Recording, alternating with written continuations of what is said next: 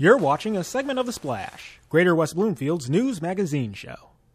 Collecting and displaying important pieces of history is one thing our local historical society specializes in. We sent reporter Laurence Nilan to do some exploring.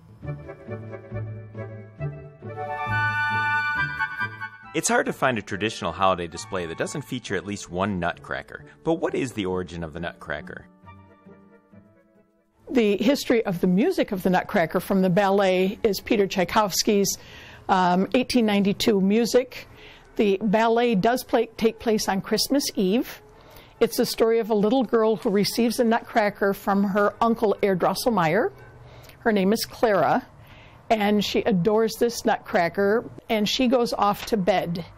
And she dreams that this nutcracker comes to life. And we see it coming to life because the Christmas tree grows, so that the little mouse are now life-size and can be done by dancers.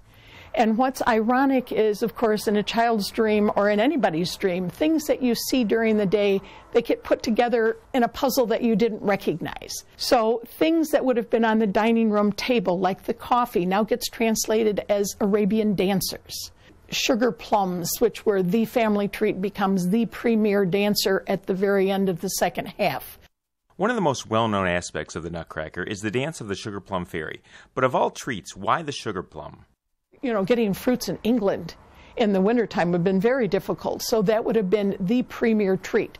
One of the numbers is a mirliton, and they usually do it because it's mostly flute music, so they usually do it as shepherdess, but technically mirlitons are pears, would have been on the table. But the premier fruit would have been sugared plums, and you take plums and roll them in egg white and sugar and set them out, and those are the biggest treats. Hence, she got the biggest role in the second half. Some holiday traditions fade over time, but why is it that the nutcracker seems to have such a lasting legacy? I look at it as sort of almost an ultimate Christmas story.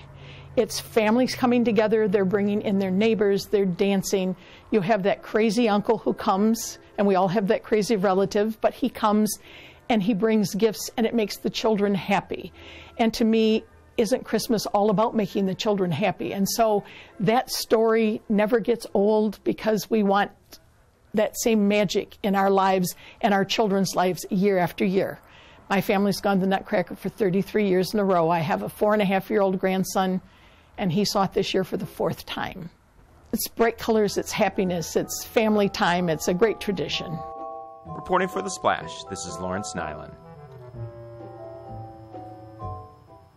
If you enjoy history and Nutcracker-themed items, then be sure to visit civiccentertv.com/GWBHS Nutcracker. Thanks for watching a segment of The Splash. To catch the entire show or other segments, watch us on Comcast Channel 15 or AT&T Channel 99. Or look us up online at thesplash.tv and listen to us on WBLD 89.3, the all-new Lakes FM.